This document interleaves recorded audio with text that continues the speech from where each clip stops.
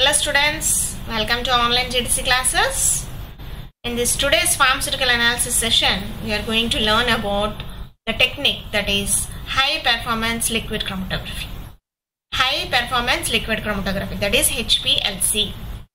So this is also called as high patience liquid chromatography, high pressure liquid chromatography, okay, high price liquid chromatography also, because the pressure is going to be very high in this instrument, as well as the price is also very high and the performance also is also very high. That's why high patience is also very much required while performing this analytical technique. Okay, so let us see what are the components present in the while studying about this HPLC, that is mobile phase, stationary phase and supporting medium. We should know the terms related to this. Mobile phase means what? The solvent that flows through the supporting medium, and stationary phase is a layer or coating on the supporting medium that interacts with the analytes. And supporting medium is nothing but a solid surface on which the stationary phase is bound or coated. Okay, so if you see the major principle involved in this HPLC or whatever the chromatography technique, you are going to come across the words, basic terms like that: adsorption, okay, eluent, elution time, and whatever this normal phase, reverse phase, stationary phase, all these terms we are going to come across with this. So interaction of this solute molecules with the surface of the stationary phase, which is going to be called as adsorption, whereas elution time means the time taken for the solute to pass through the system, okay, the time, whatever the time it is going to take. And solute with a short elution time travels through the stationary phase rapidly, that means it elutes the fast. So in stationary phase, which is actually a whatever the chromatography technique, the stationary phase is stationary, that means it is fixed in that place, and mobile phase means it is moving, that is called as the mobile phase. And you are going to come across the other words like normal phase, reverse phase. Normal phase means what? Unmodified stationary phase, where polar solutes interact strongly and run slowly. Okay, polar solutes are going to be interact strongly and run slowly, whereas reverse phase means modified stationary phase, where polar solutes run fast. Okay, so thereby in the reverse order you are going to observe here. So in this chromatography technique, we are going to come across the word that is resolution. So resolution is nothing but degree of separation of different solutes. Resolution can be improved, that means peak to peak difference. The resolution can be improved by using a longer stationary phase, that means longer columns you can use, and finer stationary phase or slower elution also, based on the polarity of the solvents, okay, based on the polarity of the stationary phase and length of the stationary phase. All these are also going to be affected by this result. Resolution can be affected by all these parameters. And RF value means retention factor value, the distance traveled by the solute divided by distance traveled by the solvent. So in TLC most of the time we are going to calculate this RF value, but in HPLC we are going to call this one as the retention time. That means on the stationary phase how it elutes, how much time it takes, okay, that is we are going to determine by the RT. We are going to call this one as the retention time. Okay, so liquid chromatography we are going to talk about, that is a separation technique in which the mobile phase is a liquid.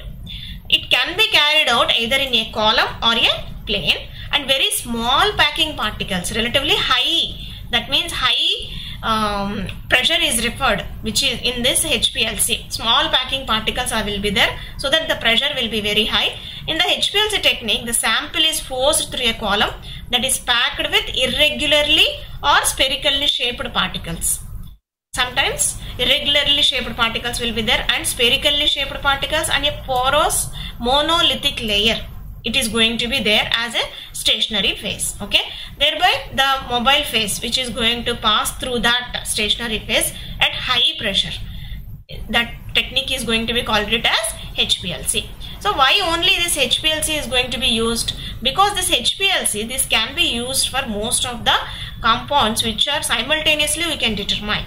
Simultaneously we can determine mixture of the compounds, and it will give you the high resolution and high sensitivity separation of the compounds. Okay, good repeatability and reproducibility also you are going to observe, and moderate analysis conditions can be maintained by this Hplc, and easy to fractionate and purify also. The compounds can be easy to fractionate as well as purify also you can do, and non-destructive. The sample also again you can recollect that extraction as well as you can isolate them and we can purify them. That is a non-destructive technique. The Hplc, it is a high pressure is applied using a pumping system to the column. So this pressure actually works by forcing the mobile phase, through which at much higher rate of increasing the resolution power. So due to its high efficiency and performance, high pressure liquid chromatography is referred as a high performance liquid chromatography because of high efficiency and performance. Okay, so this is a schematic diagram of the Hplc system. You can observe solvents. So if you are going to use binary pumps or quaternary pumps, then these solvent systems are going to be different. Solvent 1 and solvent 2. Here they have just mentioned the binary pumps. Okay, so two solvents they have kept here, and degasser 1, degasser 2, and these are going to be mixed here. Mixing chamber will be there. Afterwards, this mixing solution, that is solvent, whatever the mobile phase, it is going to be there. That is passed through the high pressure pump. Okay, so this is actually the pumping system. So afterwards, it is going to enter the pre-column. Sometimes pre-column will not be there, but whenever biological samples are going to be analyzed, then pre-column is mandatory. So to that pre-column, then you are going to see the analytical column. Okay, so here you are going to see a flow splitter also. Thereby you are going to observe a sample injection port. Okay, simultaneously between the pre-column and the analytical column, you are going to see here the sample injection port will be there. So before coming to the analytical column, the sample is going to be injected. Then through the analytical column, the sample travels to the detector. Okay, so it elutes on the stationary phase, and then after it reaches the detector. So based on the application or based on the different chemical properties of the compounds, different types of the detectors are going to be used. From the detector, the waste is going to be collected, so that you can go for that fraction can be collected and you can also purify that. So this is a schematic diagram of the Hplc, and this is the Ardent model Hplc. Okay, so in this Ardent model Hplc, you can see the mobile phases here. You are going to observe the solvent bottles. Those are going to be called as mobile phases. Afterwards, it is a degasser will be there here. The degasser, when any air bubbles are there, it is going to remove that in the solvent bottles itself. Before that also, we are going to remove the any air bubbles, air entrapment in the mobile phase by using some techniques, vacuum filtration, ultrasonication, like that. Even though we are going to use these degassers in the Hplc systems. Afterwards, the flow rate composition, that means the mixing chamber is going to take place. That means if you are going to use the binary pumps, then how the ratio of the solvent is going to be there. If you are going to use the quaternary pumps, that means 4 pumps, how the ratio is going to be there. So all those are also going to be mixed in the mixing chamber. Afterwards, the flow rate is going to be passed. That means the flow rate is going to be maintained at a 1 ml per minute or 1.5 or 0.5 ml per minute, like that. The flow rate is going to be maintained. Afterwards, the injection volume, the injection port will be there. Auto injector, it is going to be called it as. It is going to be supplied with a sample cooling compartment also. Okay, so you can also use low temperatures also for that injection of going for the samples. Afterwards, from the sample compartment, then the sample enters the column compartment. Okay, from the sample. So before that, before injection, the mobile phase is going to travel from the pump to the column. So whenever we are going to inject from the injector, then the loop is going to connected through the injector. Then the sample enters the column, which is going to be properly maintained at a particular oven. The column oven is going to be maintained here at a particular temperature. Whenever the sample separates on the column, then it reaches to the detector. So then we are going to observe the signals here. So those signals we are going to observe in the recorder. Okay, some integration softwares will be available. Thereby, if you are going to use the UV, then you can have the wavelength. And if you are going to connect this to the mass spectrometer, then we are going to call this as LCMS. Okay, so different types of the amperometric detector, fluorescence detector, different types of detectors we are going to use in HPLC. So let us see what are the modes of the HPLC. That means in HPLC how many types we can operate. That means different types of the compounds we can analyze by this HPLC. Thereby in reverse phase mode we can operate, and in ion pair mode, normal phase mode, ion exchange mode and size exclusion mode. In all these modes we can operate the HPLC. That means type of the compounds, if you see, neutrals, weak acids, weak bases, ionic compounds, so all these are also going to be estimated by different modes of the HPLC. Compounds which are not soluble in the water, then go for the normal phase chromatography. Generally we don't go for the normal phase because there the principle is going to be entirely different, and there we are going to use a non-polar columns there. And ionic inorganic ions, that means inorganic compounds, whenever these are present, then anion or cation exchange resins are going to be used as stationary phase. So that mode is going to be called as ion exchange chromatography. And high molecular weight compounds and like polymers will be there, then we will go for the size exclusion chromatography. So if, based on the mode we are going to change the stationary phase and mobile phase. Okay, normal phase and reverse phase, these are the actual two types, but in reverse phase and normal phase, apart from that, the principle of separation is going to be different in ion pair chromatography, ion exchange chromatography, size exclusion chromatography, because here also you are going to see different types of the stationary phases and mobile phases. In general, in reverse phase, if you are going to see the stationary phase like C18, octadecyl, C8, octyl column, okay, cyno column, C4 columns, amino columns we are going to use as stationary phases. Mobile phases means highly polar solvents like water, organic modifiers like acetonitrile, methanol, all these are we are going to use. And in case of the normal phase chromatography, HPLC, silica columns are going to be used as stationary phase, and cyno and diol columns are going to be taken in the form of stationary phase. And organic, that means in normal phase, non-polar solvents are going to be taken as mobile phase. Okay, like carbon tetrachloride, chloroform, okay, ethanol, all these are going to be used as mobile phase in normal phase chromatography. And in ion exchange chromatography, anions or cation exchange resin columns will be there, separate columns are available. For those, buffers and counter ion solutions are going to be used as mobile phases. And in case of size exclusion chromatography, polystyrene, which is going to be used as a silica, here polystyrene is going to be taken, and that one act as a stationary phase. And here there are two types, gel filtration and gel permeation chromatography techniques. Okay, so these are the different modes of the HPLC you can observe. And if you see the normal phase chromatography, how this silica gel is going to be there, the surface of the silica molecule, if you take SiOH, okay, Si is going to be bounded at the four sides, if you see like this. So the OH molecule will be there. So it is actually the polar in nature. That means example SiO2, Al2O3. Okay, so all these type of the columns are going to be used in the normal phase chromatography. And for this normal phase, mobile phase, whatever we are going to use, that should be non-polar in nature, like heptane, hexane, cyclohexane, chloroform, okay, ethanol. All these are going to be used as mobile phase solvents. So what is the mechanism actually involved in this normal phase? Polar compounds travel slower and eluted slowly due to higher affinity towards the stationary phase, because here the stationary phase is also polar. Okay, so polar stationary phase will be there. If you are going to use the polar compounds, then what happen? Polar-polar interaction, then they do not leave the column. They travel very slow and elutes out very slow due to higher affinity towards the stationary phase. So non-polar compounds travel faster and eluted early due to lower affinity towards the stationary phase. Okay, so this technique generally, which is not widely used in the pharmaceutical separations, because all the compounds are either weakly basic or weakly acidic in nature, and most of the compounds are not polar in nature. Pharmaceutical compounds are either non-polar or mediumly polar compounds will be there.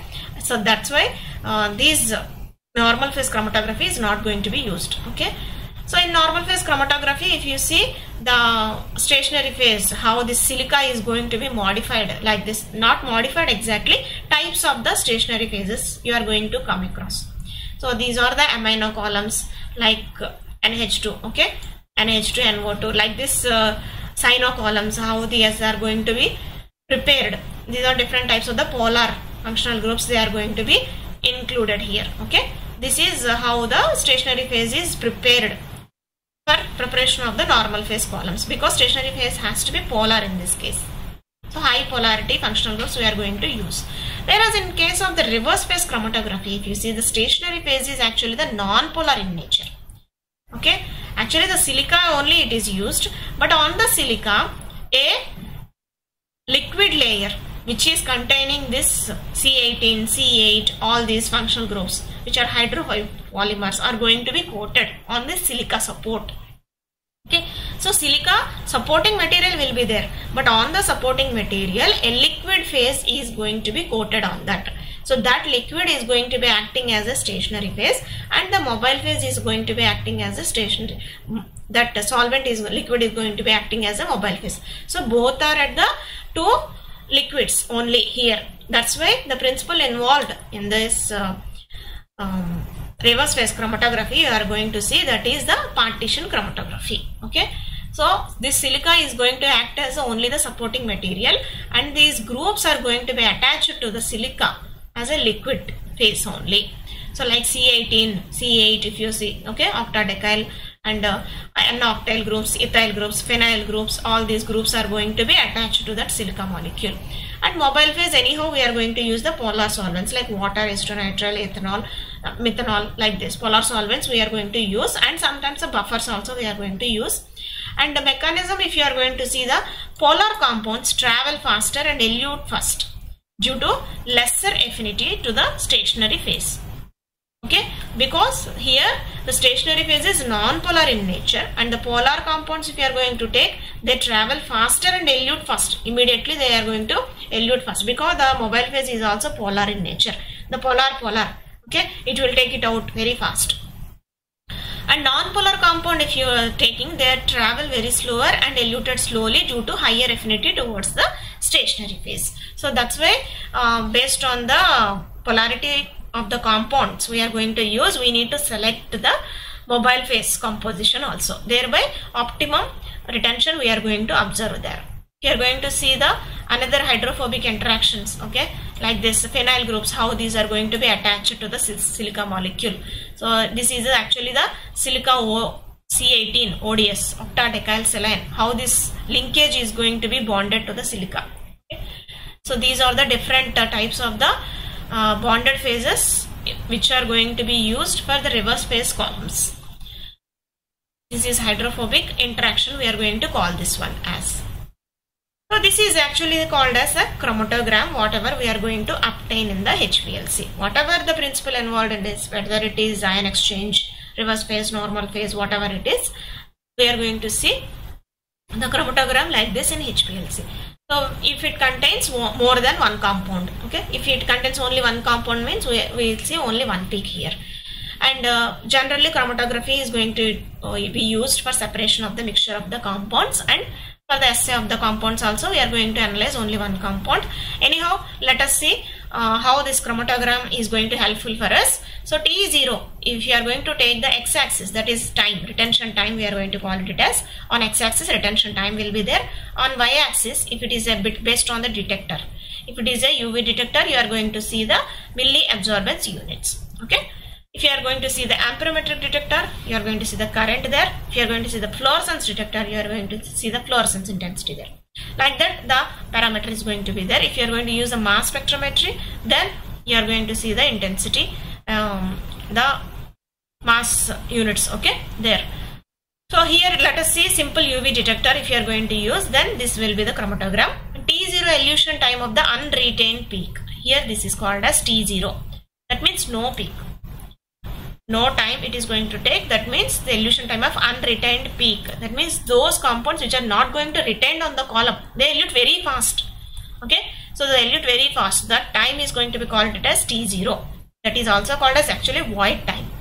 Okay, so that is represented as T0, and whenever we are going to observe a first peak, that is actually called as the retention time for the first peak.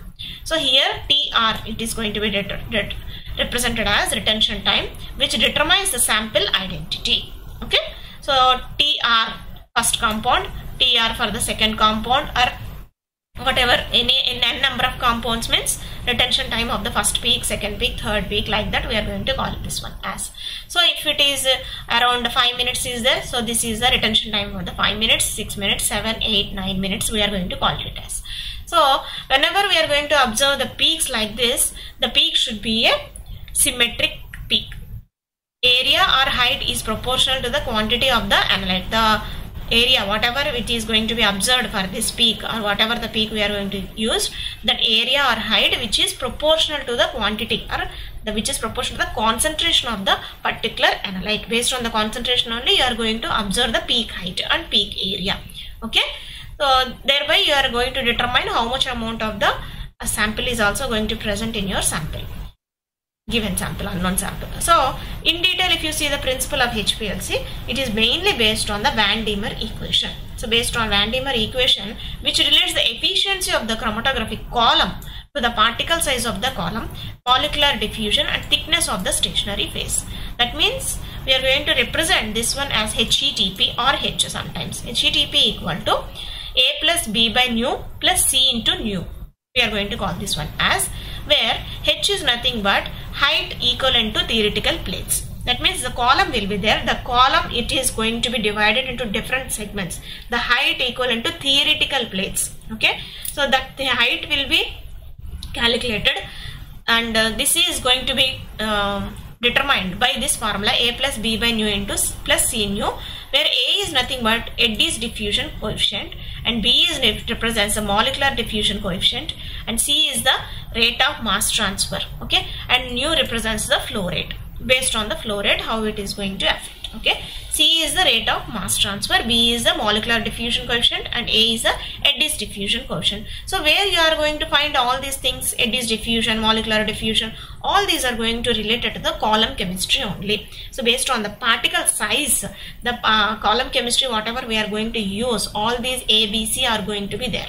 Okay, only the difference here we are going to observe, that is flow rate. We can control manually the flow rate. Remaining all these ABCs are going to be controlled by the column chemistry. By selecting the column itself, we are going to optimize this HETP value. That means height equivalent to the theoretical plates. Okay, let us see first the instrumentation of this HPLC. Okay, so till now principle of HPLC we have seen and how this is going to helpful for us, and let us see instrumentation. What are the different components which are present in this HPLC? First one, solvent delivery system. Second one, pumps. Third one, sample injection system. That is nothing but the injection port. And fourth one, the column heart of the HPLC. Fifth one, detector. And sixth one, recorders and integrators. So these are the 6 basic important components of HPLC instrumentation.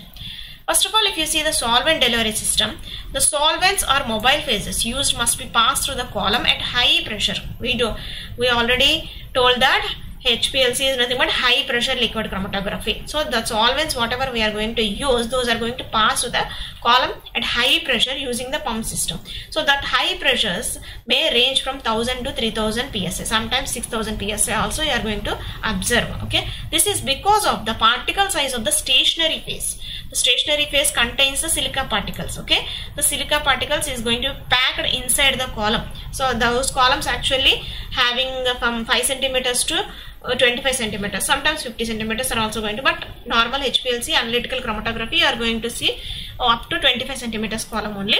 Before that 50 centimeter, 100 centimeters columns also can be used, but those are called as preparative chromatography, not analytical chromatography. Okay, in HPLC we will go maximum 25 centimeters columns only. So in that the particles are going to be packed as a tight packing will be there. Those silica particles which are going to be at the particle size of around 5 to 10 microns.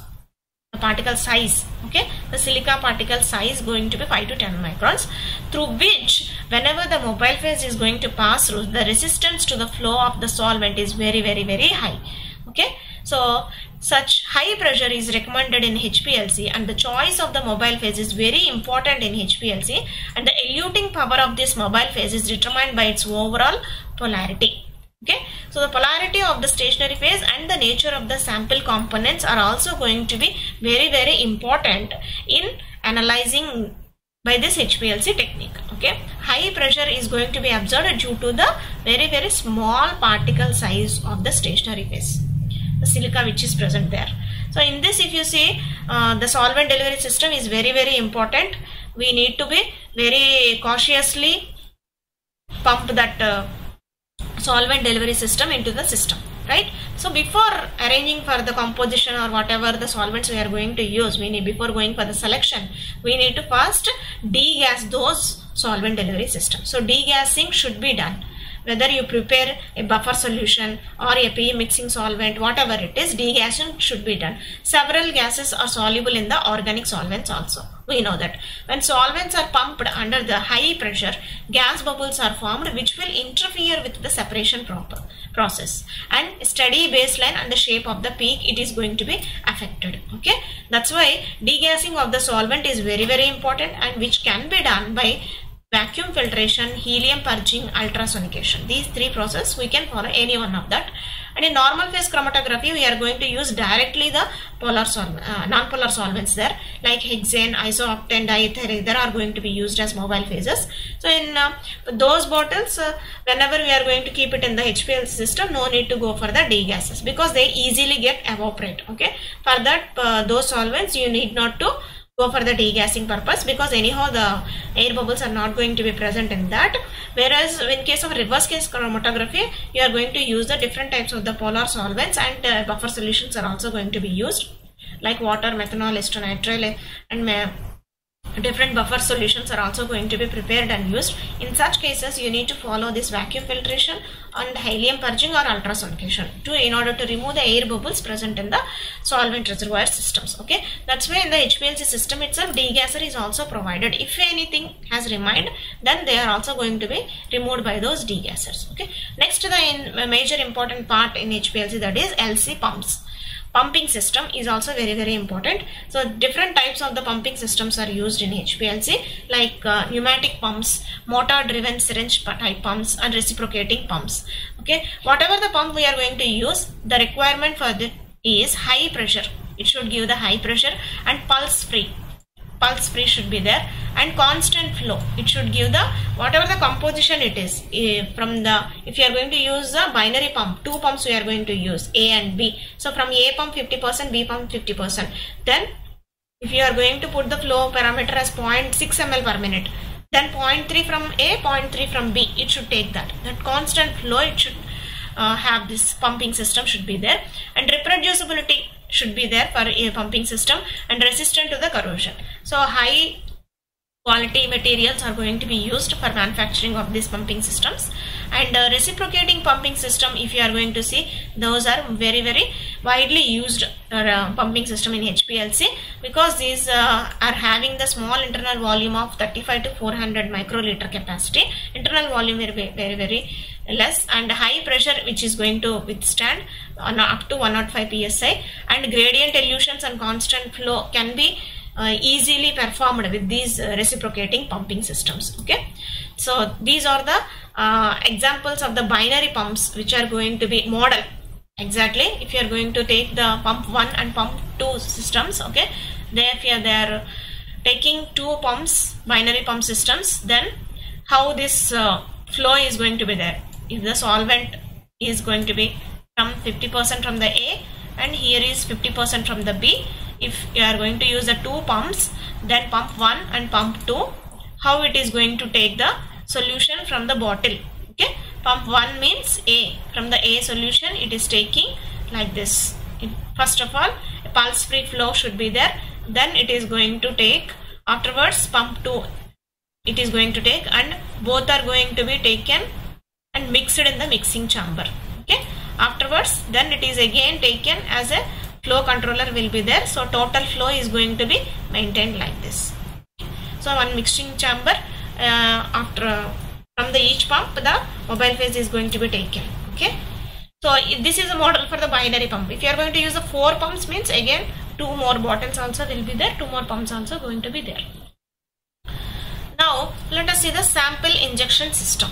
That means several devices are available either for manual or auto injection of these samples, like septum injectors, stock flow injectors, rheodyne injectors. Okay, rheodyne means loop valve type injectors. So this 𝘎𝙬𝙎𝙎 injector, actually it is a popular injector while go for this manual injection type model of HPLC. But nowadays there are no manual type HPLCs are available. All those are the auto injectors only. That's why different types of the injector systems like septum injectors, stroke flow injectors are present. And this injector has two modes. 𝘎𝙬𝙎 injector, actually it has load position and inject position. Okay. Whenever we are going to inject the sample, first it takes the sample, afterwards, then after some time it will take the injector mode. Okay. So limit of injector, whenever we are going to use the injector should have the precise capacity, and the precision, limit of precision is also very, very important, because whenever we are going to say that microliter samples take 10 microliter, means any time if you are giving the command, it should take 10 microliter only. Okay, such an accuracy and precision should be there for the injector. So based on the sample lobe 1 to 100 microliters, the 𝘎𝙬𝙎 injectors are going to have the different capacities. And the sample injector systems should have the reproducibility. Very, very high reproducibility will be there, and the error should be less than, very, very less. Here they have mentioned 0.1%, but it should not be, not even 0.1%, less than 0.0001% should be there. Okay, and the pressure also it can withstand up to 7000 psi. Okay, so auto samplers are going to be used, which are going to be injected continuously without delaying the sample to sample. Okay, so immediately if you are giving the commandments, it will automatically take it. And you can also some pre-mixed procedure also you can set up in the auto sampler. Okay, that means from the 2 vials also you can set up a program such that it will take the samples from the 2 vials, then it mix it, and again it will pass through the analytical column. Okay, like that also auto samplers are designed in such a way in advanced instruments. And the capacity of the all the sample injector systems will be 1 microliter to 1 ml you can inject. Okay, and coming to the important part of the HPLC, that is column.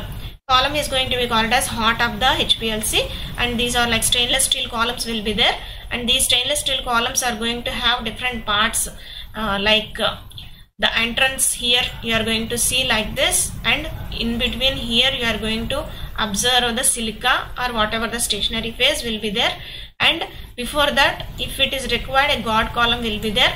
Okay, so then whenever you are going to fix the column, you are going to see this ferrules or end caps. We are going to call this one as red color. If you are going to observe in this picture, these are called the end caps, because in order to inhibit the evaporation of the stationary phase, you are going to seal the column. Okay, so those are called the end caps. And frits also going to be there. These are called the porous titanium frits. Okay, both ends will be there. And the maintenance of the column is also very, very important. There are 3 basic types of the laboratory columns: micropore columns, standard columns, and preparative columns. Micropore columns means diameter is going to be 1 to 2 mm, standard means 3 to 5 mm, and preparative means 5 to 20 mm. Okay, so these are the diameter, and preparative columns are more than 50 centimeter, 100 centimeters are also going to be used, whereas micropore columns means 7 to 30 centimeters, and nowadays 2 to 5 centimeter columns are also available. And sample size we can load in these columns are going to vary from the based on the length of the column. Okay, so in preparative maximum we can go for the 10 mg of the sample load, whereas in micropore up to 0.01 mg. Okay, such a low concentrations we need to use, and for micropore columns only go up to flow rates of 0.1 ml per minute. Standard columns means we can go up to 1 to 1.5 ml per minute also, and in preparative we can go for up to 10 ml per minute. Okay, so these are the different types of the columns, and columns also going to made with the silica, zirconium.